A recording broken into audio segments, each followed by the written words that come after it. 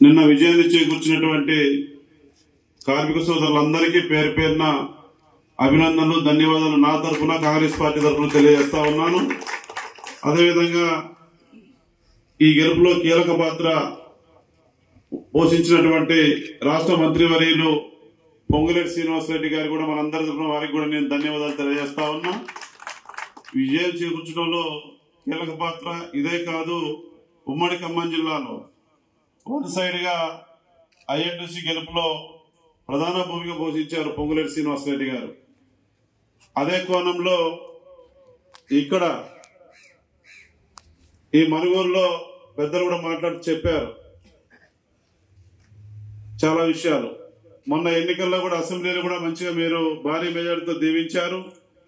ఈ ఎన్నికల్లో కూడా విశ్వాసరహిత నమ్మకంతో కూడా మీరు గెలిపించారు.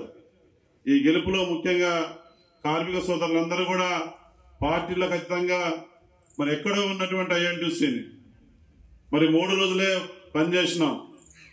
పొంగులేటి శ్రీనివాసరెడ్డి గారు మరి నాకు, అదేవిధంగా తుళ్ళూరి బ్రహ్మయ్య గారికి, పోతిరెడ్డి వెంకటేశ్వర రెడ్డి గారికి ముగ్గురు బాధ్యత ఇచ్చారు. గెలిచి రావాలని చెప్పినారు.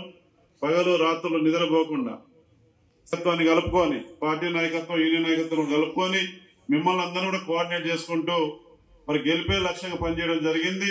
దానికి అందరూ కూడా సపోర్ట్ చేసినారు.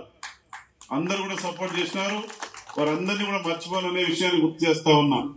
సరే, యూనియన్ లాగా మన పెద్దల నాయకులు చెప్పినట్టుగా నిన్నటి వరకు ఎవరి యూనియన్ వారిది, ఎవరి సిద్ధాంతం వాళ్ళది, దాన్ని కట్టుబడి జెండాను పట్టుకొని పనిచేసి ఉండొచ్చు. అవి నిన్నటి వరకే చూడాలి మనందరం కూడా. ఇవాళ స్థానిక ఎమ్మెల్యేగా మీ కుటుంబ సభ్యుడిగా నేను చెప్తా ఉన్నా, ఏ యూనియన్ అయినా కార్మిక సోదరులందరూ నాకు కుటుంబ సభ్యులే. మీకు ఏ ఇబ్బంది వచ్చినా, కష్టం వచ్చినా డైరెక్ట్ గా రావచ్చు. ఈ బాధ ఉంది, సమస్య ఉంది,